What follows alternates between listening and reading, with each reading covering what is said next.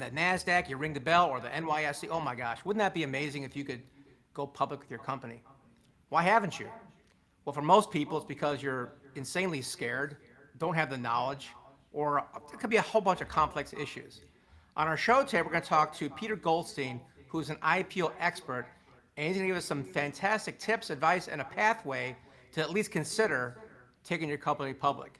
Without further ado, Mr. Peter Goldstein, how are you today? Good morning, Doug. I'm great, buddy. Good. Thank you. Great to see you and great to be here. You bet. Hey, listen, before we get into the details of this going public thing, I want to know more about you. I'm sure they want to know about, how can you help them out? So give us some of your background on the whole IPO environment. Yeah, Doug, it wasn't like I had a master plan when I grew up to be an IPO advisor, expert, and an executive in the capital market space. I did, though, always know I was going to be an entrepreneur. I didn't quite know what. I did the traditional, shoveling snow, raking lawns, cutting lawns, newspaper route, until my early 20s.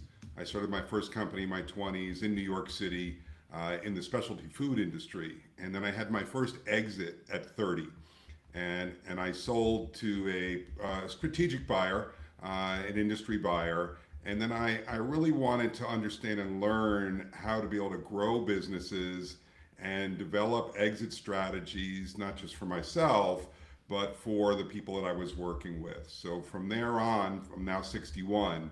So for the last 31 years, I've been building companies as a founder, including my own boutique investment bank, which I bought and or built and sold. Somebody bought it, it's still active on Wall Street. I've created several companies, including taking my own companies public and to NASDAQ and having several exits. Wow. So in the last 30 years, I've learned and been on just about every side of the trade, as I would say, founder, CEO, executive, board member, investor, and advisor to emerging growth companies. So I focus in the small cap and the micro cap sector. I'm an entrepreneur, tried and true, and I love working with entrepreneurs. So, most, as you said, most entrepreneurs don't understand what's available in Wall Street. Yeah. And so part of the discussion today, we'll not just talk about my background, of course, but the path and the roadway to an IPO for a small cap and micro cap company. I can't wait. Before we get to the IPO world, I'm really curious. You had my attention at sold my first company at 30.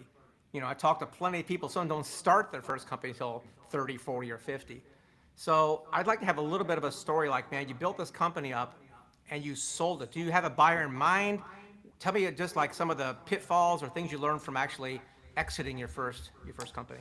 Yeah, I didn't have, not only did I not have a buyer in mind, I didn't even have an exit in mind. I was 24, Doug, right? So, New York City, and I just built it customer by customer, client by client, without an understanding strategically of where I was going to go. And I had great success beyond my dreams as a young man living in New York and making lots of money and having, entrepreneurial success for the first time in my life.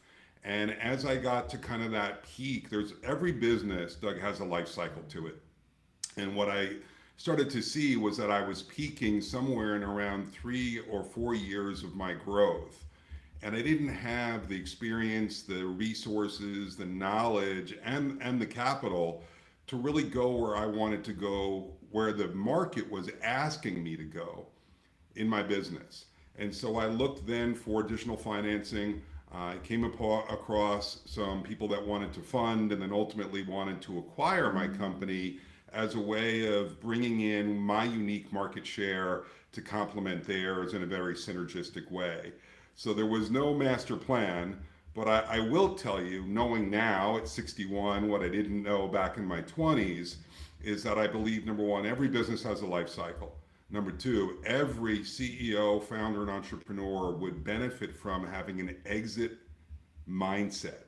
You don't have to have an exit strategy per se, but there's a mindset that I bring now to all of my projects, all of my clients, everything that I'm working on with an exit in mind. An exit could be, of course, a strategic buyer, it could be M&A, right? Could be venture capital, could be private equity. And in my world, it could lead towards an IPO as one way of creating liquidity We all want eventually to get a return on the investment, right? All the sweat equity, all the sacrifices, all the ups and downs of an entrepreneur. And so having an exit strategy in mind gives you the ability to be available for opportunities when they show up. And so there's a saying I have in my industry is that if you're IPO ready in your business, you're ready for anything. That's a really interesting perspective. When did you sort of start thinking about going IPO? Well, it wasn't my thought. When I had sold my business, I was working as a consultant, an advisor, and an investor in emerging growth companies. And one of my clients came to me and said, Pete, we want to go public. And I'm like, that's great. I wish you the best. They said, no, we want you to research and find out how to go public. And so they actually paid me, Doug. It was a very great situation to learn how a small company would enter the capital markets. And back then, the OTC markets were much more vibrant.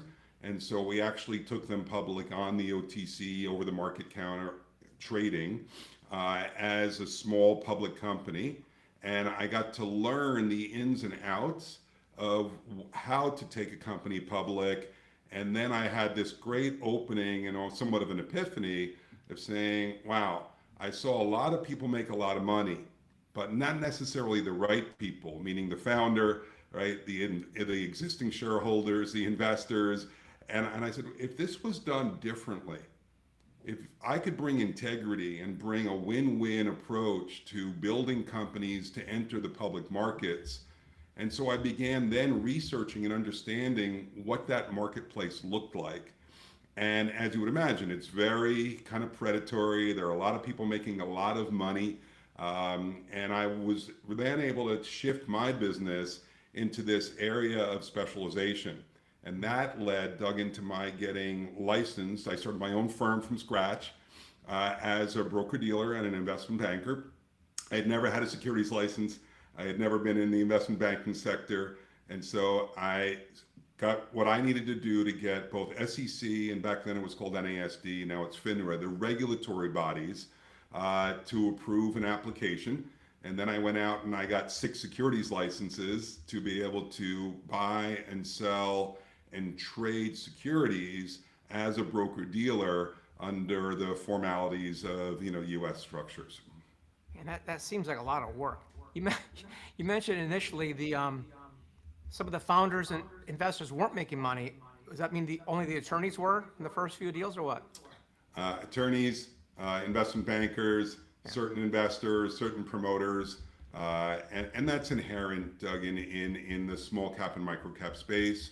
And so it's one of the things that separates me from what I do. I'm really interested in building companies.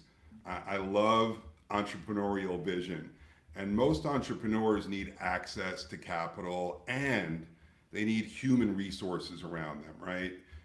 So because we can't do it all on our own, right? So, the separation of being able to bring best in class practices with a fully intent approach on a mutually beneficial way of entering and growing inside of the capital markets is where I started 30 years ago, and it's where I stand today. Okay. I know you've got a summit coming up. We're going to talk about that in a moment. And before we do it, maybe this relates to it. Who should not consider taking their company public? Well, I started my business I was living in Brooklyn on the 3rd floor of a brownstone. So I would say the guys who are living on the 3rd floor, 2nd floor, 1st floor, or the basement, who one day want to have a business, aren't the right ones to go public, right?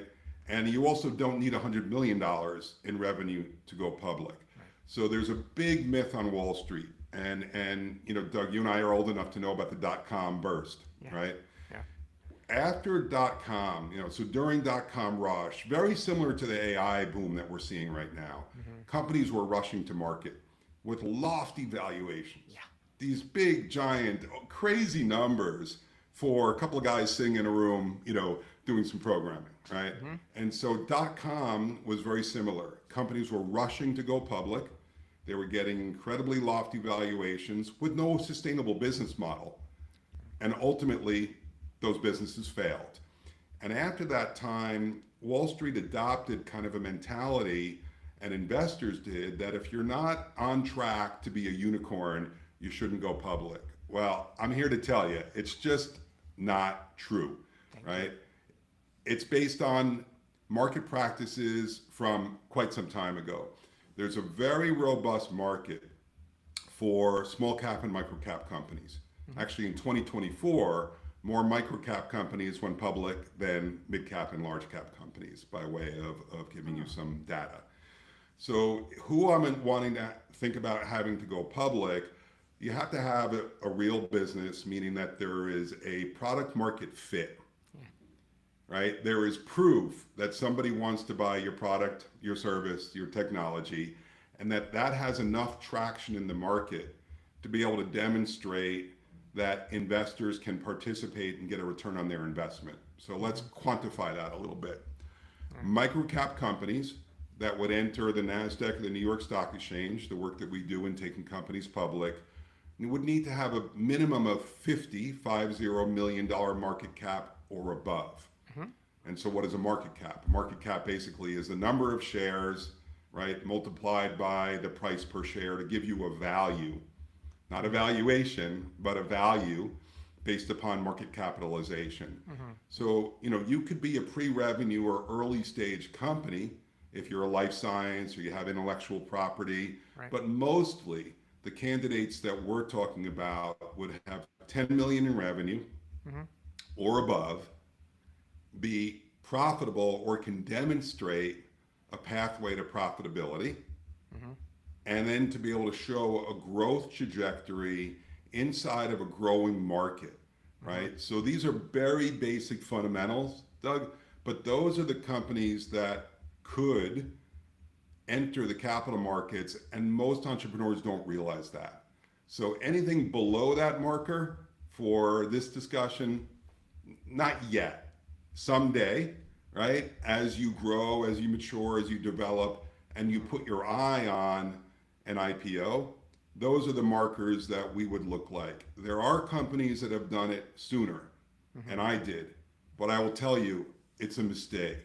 The capital markets are not for everybody, and we'll talk more about that, but in way of kind of quantifying, use those measures: 10 million in revenue, pathway to profitability, growth trajectory, and a growth sector. Okay, those are great parameters. When it comes to a 10 million revenue, of course, we're going to also ask the question, EBITDA. What if that company has, obviously, if they have good margins, then it kind of makes sense. What if they don't? I'm not going to use the WeWork example, but what if they have, thin or no margins, but they've got the trajectory and the revenue? Yeah, it's possible, Doug, because listen, a lot of these growth companies are using their capital to go back into the growth, to fuel their operational, to be able to expand. And so in our space, small cap, micro cap, that's not unusual. Okay. So it's not necessary. And quite honestly, the capital that comes out of an IPO can often be used to enhance the operating entity and to be able to demonstrate where those additional resources can change the profitability of the company. And there are many technology companies, there are many life science, there's med tech, there are a number of sectors that are not producing positive cash flow. The difference is, can we demonstrate a return on investment, a growth in market share, and a path to profitability? So EBITDA is not a marker. It does get much easier if you have $750,000 or more per annum in net income. EBITDA is if you ask Warren Buffett, he'll tell you EBITDA doesn't mean anything. It doesn't even exist. Okay. It's financial engineering. Net profit is clear, right? What's left after your operating, costs, and $750,000 or more in 2 of the last 3 years makes it a much stronger entry into the capital markets. Very interesting. Can you give us a story of a company you worked with that it looked like it was not going to go, but you were able to use some of your wisdom and experience to get them to go public? Yeah, we have a great story there. I have many, Doug, but one of my favorite companies, one of my favorite clients, it's a medical technology company. and they service pediatrics. They service children with a non-medical, but it's an FDA-approved device that helps with irritable bowel syndrome. And this was during COVID, and the IPO got delayed. And when you have a thinly capitalized company, that's very costly. So we had to actually bring in some additional capital. They were struggling at the time to make sure that they could meet all of their financial obligations. So we brought in some additional resources and capital. We got to the point of the IPO, and then it got delayed by regulatory. So one of the things about an IPO is they're incredibly complex with a lot of variables or moving parts, as we might say. Lo and behold, we were able to put everything together at like the 23, like it was like Cinderella. It was like at the stroke of midnight, they were going to run out of gas and the IPO wouldn't get done. Just before the stroke of midnight, we got everything done and approved. I remember I was in New York. I didn't sleep for 3 days. We all worked around the clock, and we got the company listed. And since then, they've raised a significant amount of money for a small company. They're trading on the New York Stock Exchange, and we transformed their organization. And this is the beauty of a project for me like that. Not only did we help to grow the company, and that created jobs, that created economic stimulus, this particular company is doing good in the world, right? They're serving a population. There's 10 million children throughout the United States, actually, that need support medically that now have access to something. So those are the kind of projects and the stories where, okay, the currency is different. We all made money, and the company now has a pathway and a future that I would call is transformational. And one of the things that really excites me about doing what I do and working with entrepreneurs is being able to take those visions, Doug, that these entrepreneurs have and the sacrifices they've made and all that they've done to date, and provide transformational capital both in the traditional form as well as what comes from being listed and the benefits that come thereafter. Well, that's good. I want to talk about benefits for a second. We already covered what's not applicable. Under 10 million revenue. You're just on the first floor of the brownstone. Let's talk about the people that can go. What are some of the elements they should be preparing for before they have a conversation with you? Yeah, it's a loaded question, Doug, right? So I think I I wrote a book called The Entrepreneur's IPO. Hold that up. And it's really a work of passion. I wrote this during COVID, and why and for who did I wrote it? It's exactly for what you said. I wrote it specifically for the entrepreneur to understand what's possible and what can you get from this. And often when I start working with clients and working with entrepreneurs, I ask the first question: are you committed to this? Is this something you're casually exploring, that you are thinking about doing, you want to do, or you're committed to? And where we need to get to before they can really take on this journey is a commitment. And because it's a very complicated and challenging road. And the commitment isn't just from the CEO or the founder. I go deeper. You want a commitment from your stakeholders, and you want alignment. So if you have a commitment and you have alignment, that's the first portion, because it takes a team, Doug. It takes a real committed group of people on both the business side and then outside experts. And this is partly what I do. I'm very unique in what I do because I am the entrepreneur who has done this myself, but I have 30 years of experience. And so in building that team, you need to surround yourself with top tier professionals who are an advocate of you and your company having the fulfillment of your commitment, which is a successful IPO. There are many, many reasons why to not do an IPO, but the reasons that I'll focus on why are really the top 3, and maybe 4 that I like. Obvious, access to capital. U.S. markets are the most robust capital markets in the world, right? We have infrastructure created in the 1930s to be able to support proper and clear opportunities for shareholders to participate in the growth of companies by owning stock. So it's the most robust capital market. There's more depth of institutional, private, and retail capital, both in debt and equity. And the second is a form of liquidity. Liquidity is used as a currency right? To attract human resources, to attract employees, and quite honestly can be used in other strategic ways such as M&A. Another story, because I know you love stories. When I took my company to public to NASDAQ, we had no organic operations. Everything we did, Doug, was done through mergers and acquisitions. It was what they would call a roll-up strategy, Yeah, okay. Yeah. right? And so what's the currency? It's capital, it's a human, right? And it's the stock. So we utilized our stock as a currency to make acquisitions of smaller to medium-sized companies and Yeah. aggregate and roll those together. So liquidity becomes very important as an asset. That is one of the benefits. It's like I a, would say a the nicer third version of a one, leveraged buyout or what? yeah, well, these are friendly deals. There's no Yeah, leverage, right. right? Hopefully that stays the case, as utilizing an asset for leverage as opposed to a leverage buyout. Right. And giving exit strategies and liquidities to those other entrepreneurs as a way of being able to provide a return on their investment. Yeah. So Okay. third category for me, credibility. If you've gone through the painful scrutiny, and it is painful, Doug, let's be clear, going through an audit, going through legal, going through diligence, going through the bankers, going through the investors, and then the regulators, the SEC, the exchange, there's nothing easy about this road. Having gone through it gives you a badge. And that credibility of now you've met the regulatory requirements to be a listed company gives you credibility in the marketplace, I think second to none, right? And so the last area that I love that is typically not spoken about is the visibility and awareness that you get for your brand. So imagine, Doug, you want to expand your brand. And this is also true for foreign companies. We work with a lot of foreign companies. And you want to expand your presence to your consumer base or to your client base. No better way to showcase yourself at NASDAQ or the New York Stock Exchange.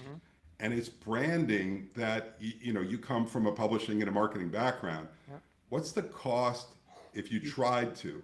You can't even put a number on it. It's seven figures easy, maybe more. Yeah, more. Yeah. And it goes on because you constantly have the ability then to be able to showcase your company in an elite class, right? There's only so many companies that are listed on NASDAQ and New York Stock Exchange every year. So those are my top four reasons. I could go on all day, Doug, because I'm so passionate about this, but I know we have limited time today. If you have a few more hours, I'll talk to you about all the other nuances. Well, I do, but we want to make sure this is succinct for people who are interested in learning more and attending your IPO Summit, which is coming up. So this is the part that I'm very excited about, this part right here, because there's a lot of, obviously entrepreneurs, we're looking at shiny objects and making the world a better place, great. But when it comes to getting the weeds on legal and regulatory, most of us go, deer in the headlights. But that's not necessarily true because you've got a summit coming up where you can help people navigate this. So talk about that for a moment.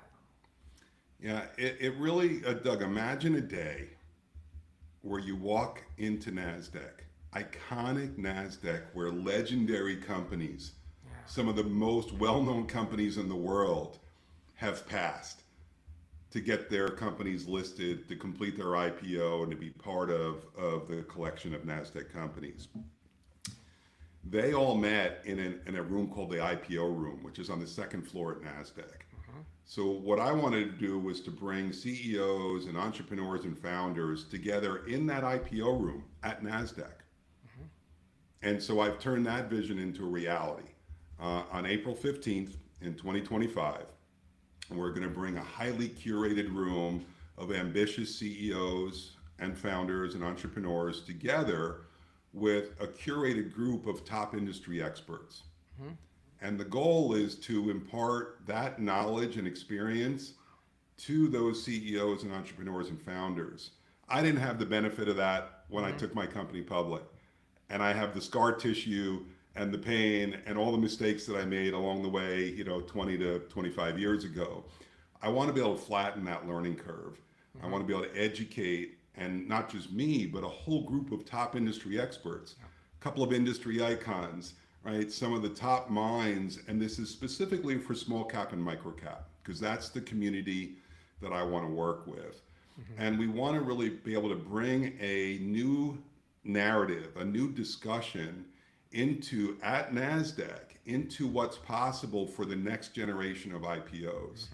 So it's a full day, Doug, immersive day of knowledge transfer, panel discussions for every step along the journey, including post-listing, so that as a CEO is there, he can walk away with what he or she or they need to know to be able to apply actionable knowledge to their strategy, to accelerate their IPO, to plan their IPO, or quite honestly to say, hey, we're not ready yet. Right.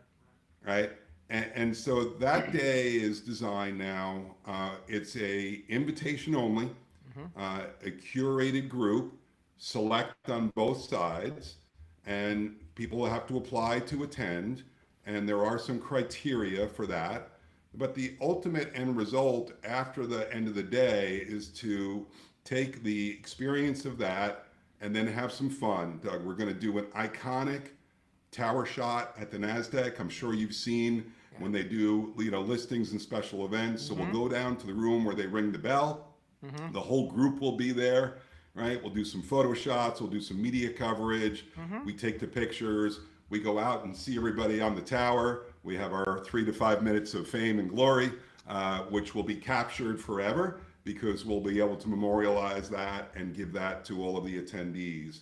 And right after that, we go into a networking reception and a cocktail event at NASDAQ. So imagine now you've just got all this knowledge, you're meeting all these dynamic experts and people. Now you've got a room full of entrepreneurs. You can relax a little bit, you can unwind, you can engage in some deeper social activities as well as some conversations and get to know additional people. And so as we wrap up that day, that spills over into the evening where we're doing a mastermind event with a whole nother group of entrepreneurs. We're bringing in a bunch of industry icons, some celebrities, to really give everybody a full immersive experience. And this was my vision, and it's so great to be able to tell you that that vision is now a reality, and it will be occurring live, for those that can attend. For those that cannot attend, we're also doing it online.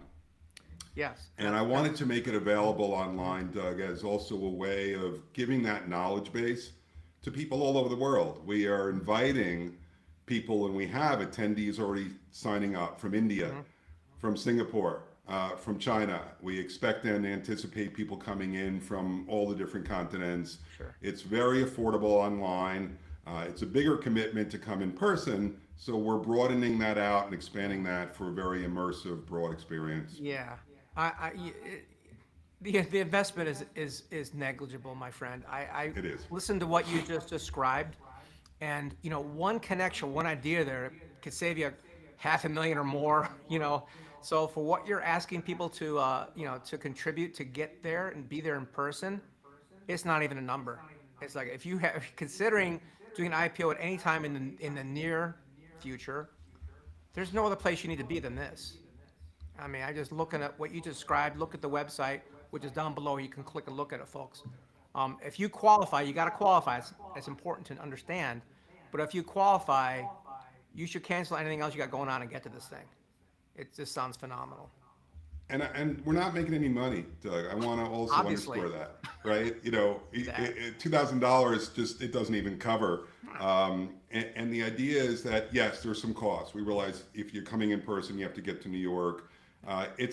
But as you said, one nugget, one kernel, and more importantly, if you really are on track for an IPO, this will accelerate. Because the other thing we're doing, Doug, is we're giving access. And you and I both know access is key. You can't put a value on it. And I'm very transparent and open. I want this also to benefit the entire community. Yeah. And that's really, if you separate it, it's two communities. It's the entrepreneurial community, but it's also the ecosystem inside of the small cap and micro cap space. Right? And we want to be able to bring quality and sustainable companies into that ecosystem So who's going to be giving their expert knowledge and giving that knowledge really kind of transfer are those same experts that are like-minded in wanting to build and grow and develop companies to be sustainable entities. And this is not a transaction. You're not coming here to sign a deal. Nobody's selling.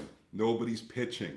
Nobody's really there with an agenda outside of let's have a value exchange, let's have relationships, let's build out this opportunity set to forward the future from a leadership perspective in the IPO sector in small to mid cap space. Yeah, I can't stress enough the power of those relationships and what that will do for that one person that qualifies to get there and meets you or meets some of your panel, meets other people in that space and go, wow, because that one relationship can make all the difference, right? From the success and failure in my book. So congratulations. Agreed. That's really Agreed. great. Yeah, it only takes one, Doug, but Yeah. we're gonna have a whole room of those ones, and ideally they come away with just more than one. But you're right. We've learned the value of community and the value of mentors, the value of those relationships.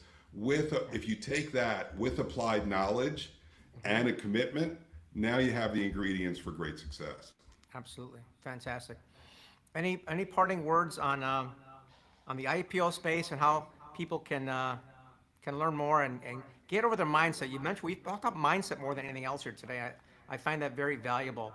But what would be one thing you could tell somebody to get over their fear of exploring the IPO world? Yeah, I think giving up the fear there's a bigger reward on the other side.